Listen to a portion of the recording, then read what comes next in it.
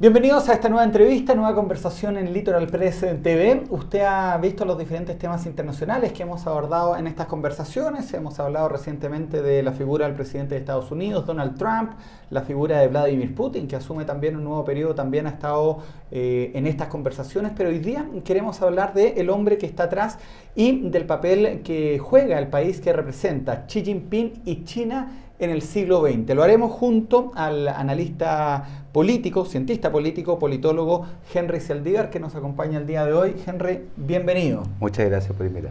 Lo que decía yo en la introducción, ¿cuál es el rol de China hoy en el siglo XX? Bueno, el rol de China es el gran contrapeso de Estados Unidos, es la potencia emergente, es la potencia que puede poner en cuestión el rol absoluto que tenía Estados Unidos después de la Guerra Fría. Recordemos que después de la Guerra Fría, Estados Unidos quedó como el gran sargento del mundo. Y China emergió justamente para contrabalancear ese poder en Asia. ¿Y Rusia? Bueno, Rusia, debido a su no diría no tan buen desempeño económico, Rusia pasó a ser un estado militar, pero con poca influencia económica en su entorno, vamos a decirlo así, salvo en enclaves que le importan, Ucrania y Siria, por las cuales se lo ha jugado últimamente Rusia. En el caso chino, ellos tienen el poder económico y un poder también de negociación con los países y de influencia más allá de un estado militarizado, podría ser como es la relación de Rusia con su entorno. Sí, China tiene un gran poder blando, que se podría llamar, ¿no? Porque ha exportado a todo el mundo, se ha convertido en un país industrial. Todos los países industrializados terminaron fabricando en China, hasta la BMW fabricaba el motor en China, el 3M fabricaba el papel en China. Entonces, la relación de Chile. La misma relación de Chile. Chile fue, yo creo que está donde está gracias a China, ¿no? Hacia el poder de compra el cobre de China y de todo lo demás que le ha comprado China, pues, la uva, qué sé yo, la madera. Tanto en la dependencia que se dice China estornuda y Chile se resfría. No sé si tanto, pero sí, China tiene una gran influencia en América Latina. Y esta influencia se da, ¿cierto?, por una relación que tiene con países de América Latina. ¿Cuáles fueron los primeros países que se abrieron o empezaron a darse cuenta de la importancia que tenía este país, que tenemos, ¿cierto?, tantas diferencias, pero que habría un campo comercial tan grande? Estamos hablando de ¿qué países? Cuba. Cuba fue la primera república que inició sus relaciones con China después de su revolución, 64, 63, 64. Y luego vino Chile, con Salvador Allende. El año 1971 abrió relaciones. Allende tuvo una gran visión en ese aspecto de que Chile de alguna manera tenía que girar hacia el Asia-Pacífico. Cuestión que aprovechó muy bien el gobierno militar. ¿No rompió relaciones? No, China no rompió relaciones porque China entiende, yo estuve en China entiende que las relaciones entre países son entre estados, no entre partidos políticos ni entre gobernantes. Por lo tanto, pragmáticos, que tienden a mantener la relación porque les importan los negocios. Ese es el gran, yo diría, norte de China, el intercambio económico. Muchas veces, Henry, se dice que para conocer el presente hay que entender el pasado. ¿Cuáles serían las figuras claves de China justamente en el siglo XX? Si tuviéramos que nombrar, qué sé yo, a tres. Mire, yo diría que la emperatriz Cixi, que fue la viuda del emperador Chaifeng, que gobernó China hasta la revolución. ¿La madre de Puyi? No fue la madre de Puyi. ¿Quién es? La madre de Puyi es la hija de un general con el príncipe Hun. Cixi es un personaje muy importante porque ella comenzó siendo concubina de un emperador. Y ese emperador tenía una emperatriz. Y se unió la concubina con la emperatriz porque la emperatriz no pudo tener hijos. Perfecto. Y sí lo pudo tener. ¿En qué año estamos hablando? Estamos hablando del año 1865. ¿Y esta mujer que usted nombra, el nombre era? Cixi.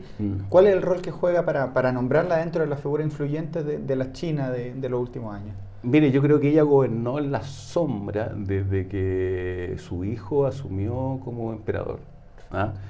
Su hijo duró muy poco en el poder. 3 años después de que cumplió la mayoría de edad, murió.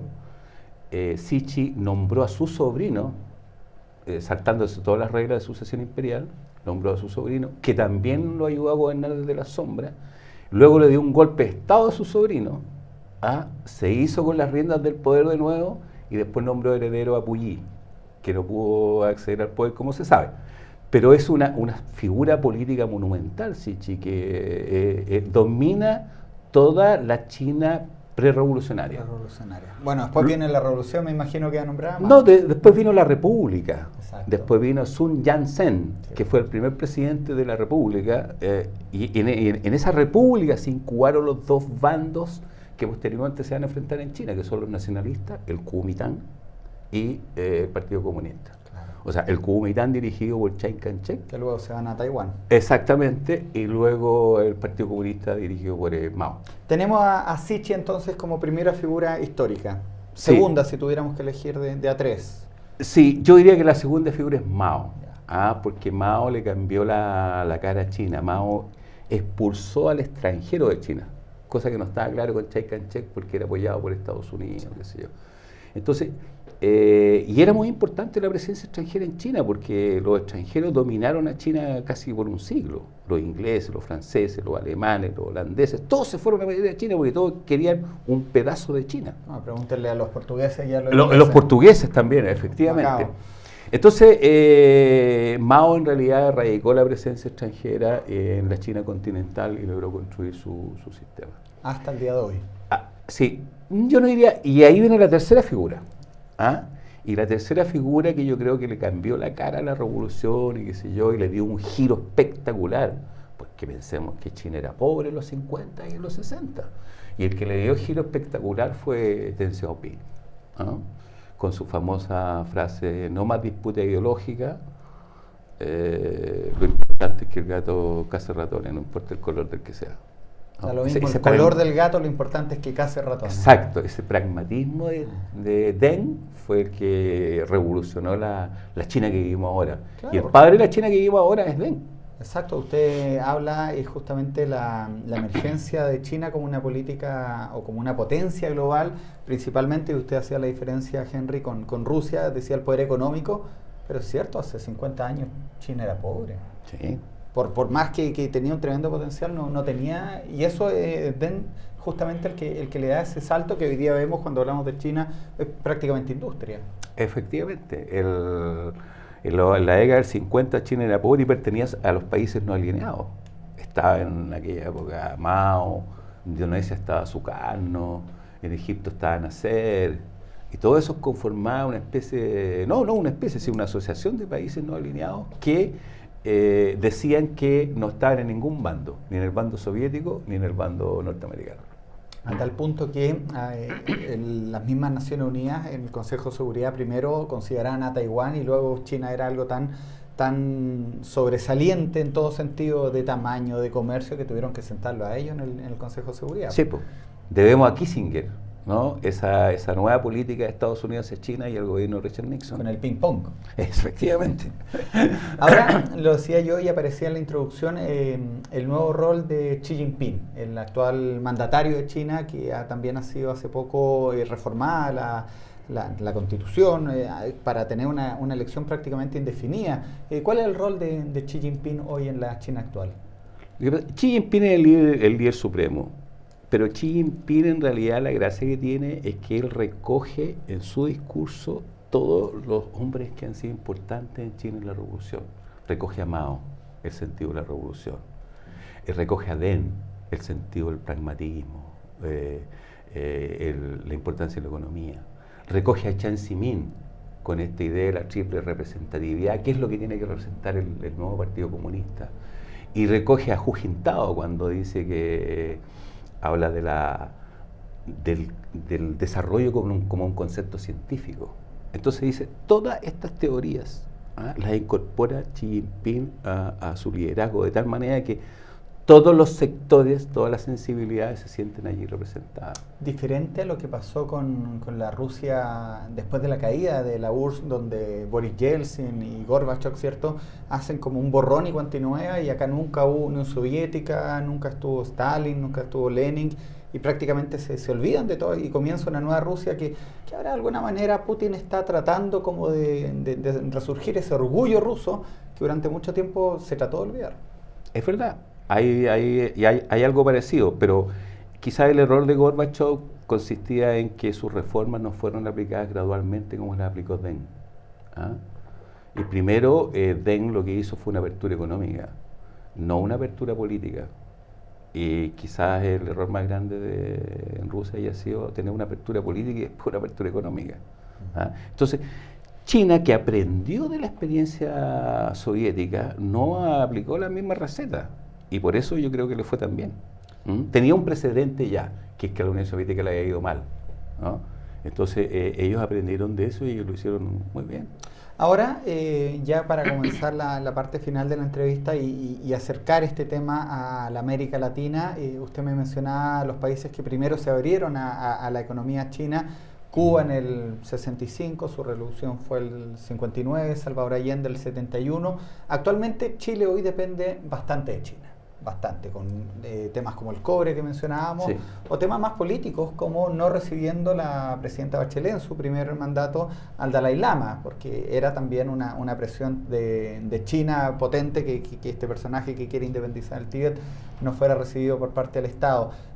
¿Cuál es la visión también que tiene usted en los negocios que están haciendo los chinos en el tren de alta velocidad en México? Acá en Chile también se está ofreciendo uno prácticamente con una concesión, prácticamente haciendo un muy buen negocio para los asiáticos. ¿Cómo lo ve usted? Mire, yo lo veo probable de que China aumente sus inversiones en Chile y aumente sus inversiones también en países como Perú o Brasil. China está muy interesado en las vías bimarítimas, las vías que atraviesan del Atlántico al Pacífico. Y para eso hay que romper la cordillera y se necesitan túneles. China es experta en hacer túneles, ¿no? Los ha hecho, y también es experta en hacer trenes de alta velocidad. Y Chile tiene esa necesidad, ¿no? De hecho, hay un convenio con Argentina para abrir el túnel de Agua Negra. Sí, de Agua Negra en La Serena, efectivamente. Y también existe la posibilidad de que haya un tren de alta velocidad entre Santiago y Valparaíso. ¿Por qué no? Todo va a depender de la negociación, de cuántos años son los que pide China para tener la concesión del ferrocarril, si va a emplear trabajadores chilenos o no. Todo eso forma parte de la negociación, pero yo creo que está bien aspectado. Una de las grandes críticas que se hacen, y lo mencionaba yo de alguna manera cuando hablaba de lo del Dalai Lama, es el silencio de Chile frente a las faltas de libertades que hay en China. ¿Cómo ve usted esa dualidad de que muchas veces hay partidos políticos o gobiernos que critican, ¿cierto?, a Cuba, por ejemplo, o Venezuela, pero con China guardan un silencio justamente por ese poder comercial que tienen? Pero es que China yo diría que es la revolución del más. ¿Ah? ¿Cómo así? Más gente, más auto, más dinero, más producto. Ellos en realidad encarnan la revolución del más. Entonces no es una cosa así de opinar libremente sobre China. Mire, yo fui a China y le pregunté a los dirigentes, ¿qué pasa con el Dalai? ¿Ah? Ellos no se molestaron.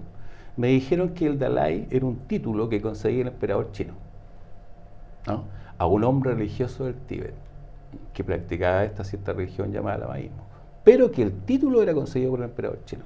Luego ellos entendieron, cuando hicieron su revolución, que el título de Dalai le correspondía a la autoridad que estuviera en Beijing.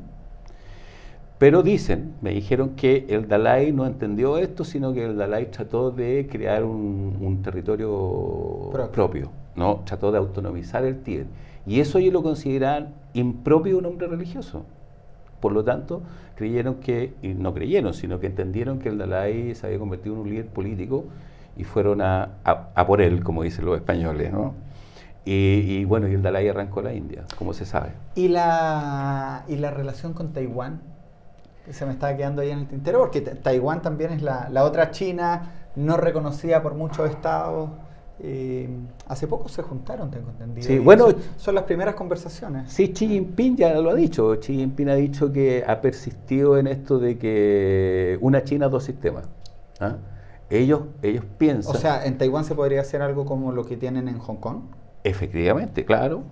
En realidad toda la costa china porque China ha ido construyendo una especie de capitalismo por partes, por territorio. Sí. ¿No? Los puertos sobre todo. Son los puertos sobre todo, que era justamente todos los lugares donde las potencias coloniales tenían su feudo, además, sus intereses, su feudo. De tal manera que China ha ido así, de a poco, construyendo su capitalismo. Entonces, ¿usted visualiza ahí una normalización con la relación de Taiwán? Sí, sí, porque los chinos nunca van a perder Taiwán. No. Los chinos siempre van a considerar que Taiwán es parte integral de su territorio y se demorarán 100 años, porque los chinos saben esperar, pero lograrán conquistar Taiwán. Se pueden devorar los chinos, pero a nosotros se nos fue el tiempo. Henry, muy entretenida la conversación de un tema que mucho se habla de China en algunos puntos que yo mencioné en la entrevista, pero no se da una visión, creo, global para entender esta nueva China del siglo XX, su política interna y sobre todo esta potencia global que ya hemos visto, ¿cierto?, lo importante que es. Nos seguiremos viendo. Ok, pues muchas gracias por invitarme. Gracias por su tiempo. Gracias también a ustedes por ver esta entrevista. Recuerden visitarnos en www.litoralpresstv.cl y estar atentos a la repetición de esta conversación en los diferentes canales regionales que la emiten desde la ciudad de Iquique hasta Punta Arenas.